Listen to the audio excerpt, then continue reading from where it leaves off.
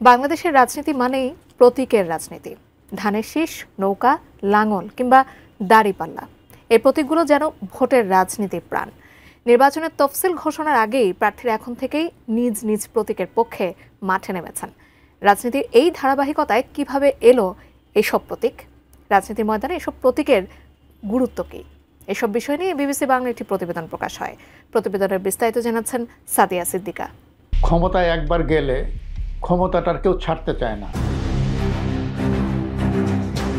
বাংলাদেশের রাজনীতিতে প্রতীক শুধু নির্বাচনের প্রতীক নয়, এটাই এক এক দলের ইতিহাস, পরিচয় আর অস্তিত্বের প্রতীক। বিএনপি বা জামায়াতের কর্মীরা যখন স্লোগানে মুখর, তখন নিষিদ্ধ আওয়ামী লীগের নৌকা প্রতীকটি ভোটের মাঠে অনুপস্থিত। নতুন প্রজন্মের দল এনসিপিও থেমে আছে তাদের কাঙ্ক্ষিত শাপলার প্রতীক না পাওয়ার অপেক্ষায়। তবে এসব প্রতীকের ইতিহাস নিয়ে আছে নানা মতবাদ। বিশ্লেষক মহিউদ্দিন আহমেদ বলেন, বাংলাদেশের মানুষ প্রতীক দেখে ভোট দেয়। পরিচিত প্রতীক মানে বাড়তি জনপ্রিয়তা, আর তাই নির্বাচনের আগে প্রতীক ঘিরে গান, কবিতা, স্লোগান সবই চলে সমান তালে। বর্তমানে নিবন্ধিত রাজনৈতিক দলের সংখ্যা ৫৪টি হলেও জনপ্রিয় প্রতীক গোনা যায় হাতে কয়েকটি।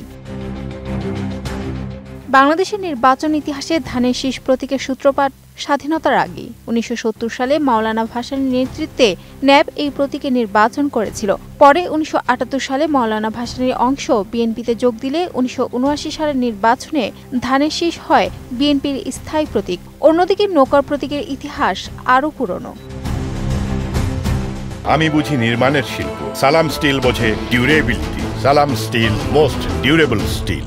১৯৫৪ সালের পূর্ব পাকিস্তান পরিষদ নির্বাচনে যুক্তফ্রন্ট নৌকা মার্কায় জয় পায়। পরে ১৯৭০ সালের ঐতিহাসিক নির্বাচনে শেখ মুজিবুর রহমানের নেতৃত্বে আওয়ামী লীগ নৌকা প্রতীকে অংশ নিয়ে জয়ী হয় ১৬০ আসনে।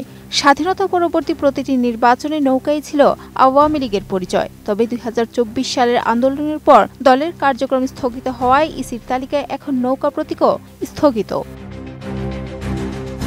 জামায়াত ইসলামী ও দাড়িপাল্লা প্রতীকে দীর্ঘদিন ভোট করেছে। স্বাধীনতার আগে ১৯৭০ সাল থেকেই এই প্রতীক জামায়াতের পরিচয়। ২০১৩ সালের নিবন্ধন বাতিলের পর দাড়িপাল্লাও হারায় দলটি, কিন্তু ২০২৫ সালে আদালতের নির্দেশে ফের প্রতীক ফিরে পেয়ে দলটি আবারও মাঠে নেমেছে। নির্বাচন কমিশনের প্রতীক তালিকায় এখন ১১৫টি প্রতীক রয়েছে। এর মধ্যে ফুল, ফল, গৃহস্থালী জিনিস থেকে শুরু করে কম্পিউটারও আছে। তবে একই রকম দেখতে প্রতীকগুলো নিয়ে তৈরি হচ্ছে বিতর্ক। বিশ্লেষক মহিউদ্দিন আহমেদ বলেছেন, জনজীবনের সঙ্গে সম্পর্কিত প্রতীকেই ভোটারদের আকর্ষণ সবচেয়ে বেশি। Sadia Siddika, ATN news.